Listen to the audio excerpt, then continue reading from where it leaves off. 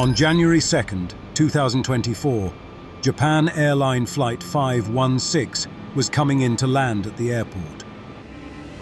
Just as the plane landed, another plane appeared on the runway, and then there was a loud explosion.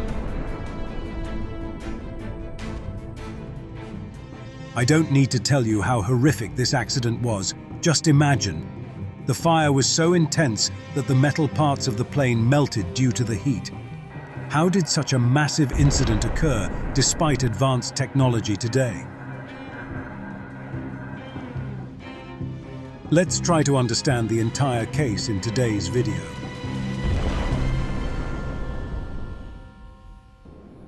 The Japan Airlines plane involved was an Airbus A350 made in 2021 with 2 Rolls-Royce engines.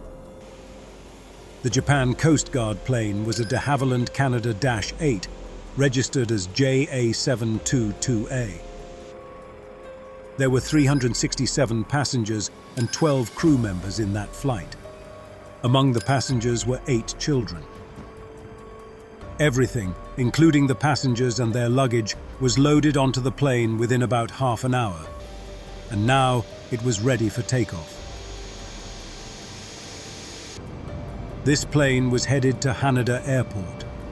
In just about an hour and a half, it was supposed to reach its destination. Haneda Airport, where an unexpected event was waiting for it. But there was more happening in Japan besides this. The new year brought a new disaster for Japan. The city of Peninsula in Japan was struck by an earthquake. So far, 70 people have died, and approximately 200 homes and buildings have been destroyed. Thousands of people were evacuated to other areas, creating a severe shortage of food and supplies. To address this, many helicopters and planes were being used for relief missions. The Japanese Coast Guard's -8 aircraft was also heading on a supply mission for earthquake victims. With cargo loaded and 6 people aboard, the plane took off from runway 34R as dusk began to fall. As Japan Airlines Flight 516 safely landed just 4 to 5 seconds earlier, the -8 suddenly appeared and the 2 planes collided. The fire was so intense that it illuminated the entire airport, and the sky turned black with smoke. The entire incident was recorded by CCTV cameras. After the collision, the plane continued to move forward for several thousand feet before finally coming to a stop. Meanwhile, passengers were instructed not to stand, as they could be overcome by smoke or their escape routes could be blocked. Importantly, no one was to touch their luggage. Everyone was told to leave everything behind and run until they reached a safe distance. The passengers followed the rules diligently, and within minutes, everyone had evacuated the plane. Even after half an hour of passengers exiting, the fire continued to rage, and the metal body of the plane began to melt. Fortunately, all passengers and crew members of the Japan Airlines flight survived. However, on the -8, 5 of the 6 people on board died at the scene, while 1 pilot was rescued in a critical condition and is currently fighting for his life. This accident raised many questions. What was the ATC doing? How did 2 planes end up on the same runway? Where and how did the mistake occur? The investigation into these questions has now begun. Incidents like these leave behind many clues. These clues are hidden in pictures and videos. After reviewing everything, I uncovered some shocking details and a level of negligence that led to this major disaster. So let's dive into the investigation and start with the CCTV footage. Here we can see the glowing light of the Japan Airlines flight. If we notice the angle, it's easy to tell that the plane had already touched down. Just 4 to 5 seconds after landing, the fire broke out. This means that the other plane couldn't have been far away. We can't see much in this CCTV footage due to the darkness, so to fully understand the scene, I simulated the entire case on my computer as it happened in reality. To understand the positions of both planes, we used 3D graphics. This is a model of the same airport, and I placed the camera exactly where the original CCTV camera was installed. I simulated the landing of the Japan Airlines Flight 516 in the same manner. After landing, if we count the seconds, 1, 2, 3, 4, on the 5th second, the explosion happened.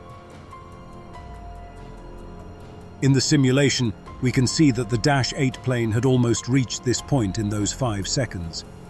This means that the Dash 8 must have been nearby and likely moved along the taxiway to reach the runway for takeoff. It was here that Japan Airlines Flight 516 collided with the Dash 8 from behind. Now that we have an idea of how the collision occurred, let's try to understand where the mistake was made. I see the biggest mistake with the Dash 8 and ATC.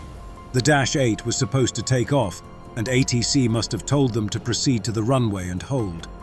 But holding on the runway doesn't mean starting the takeoff process. In such cases, the plane should wait at the side of the runway.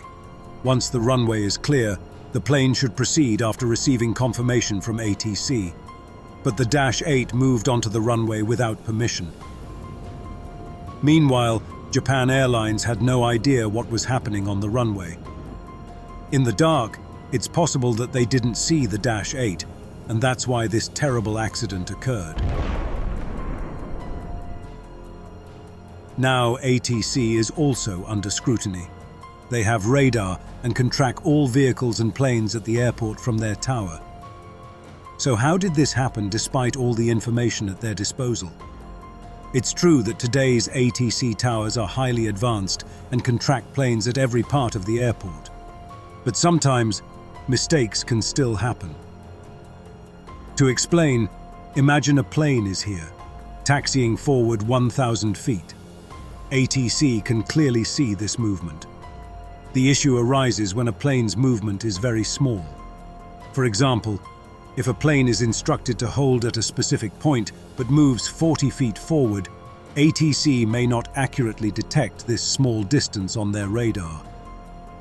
This is likely what happened at Haneda Airport. The Dash 8 was instructed to hold but gradually moved towards the runway, and this small movement wasn't accurately detected by radar. Now you might wonder, couldn't the planes communicate with each other via radio? The answer is yes, they could. But there was another mistake here. Airports use different radio frequencies for different runways. For instance, if 2 planes are set to take off from the same runway, ATC will use the same frequency to communicate with both. But if a third plane is landing on a different runway, it won't be on the same frequency. In this case, Dash 8 and Japan Airlines should have been on the same frequency because they were both using the same runway. However, they were using different frequencies, and that's why the pilots didn't know about each other's positions. When Japan Airlines landed, the Dash 8 was too small to damage its fuel tank. But the height of the Dash 8's tail was significant, and it likely struck the nose of the Japan Airlines plane.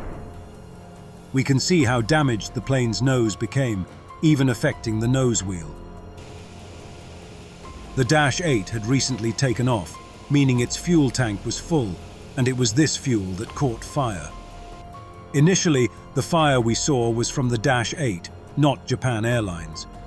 This gave passengers time to escape. If the fire had reached the large plane's fuel tank, perhaps no one would have survived. As for why firefighters didn't immediately try to put out the fire, well, the fire was so large that it would have been impossible to extinguish with just one fire truck. Even if 20 trucks had arrived, they wouldn't have been able to put it out quickly. Therefore, it was smarter to let the fire burn in a controlled manner, ensuring there were no further explosions. For now, this is all the information we have. I hope you understood the case study. To see more investigation videos like this, please support our channel by subscribing. If you liked the video, give it a thumbs up, and if you didn't, feel free to dislike it. Either way, subscribe to the channel because there's a lot to learn here. See you in the next video. Until then, keep watching and learning.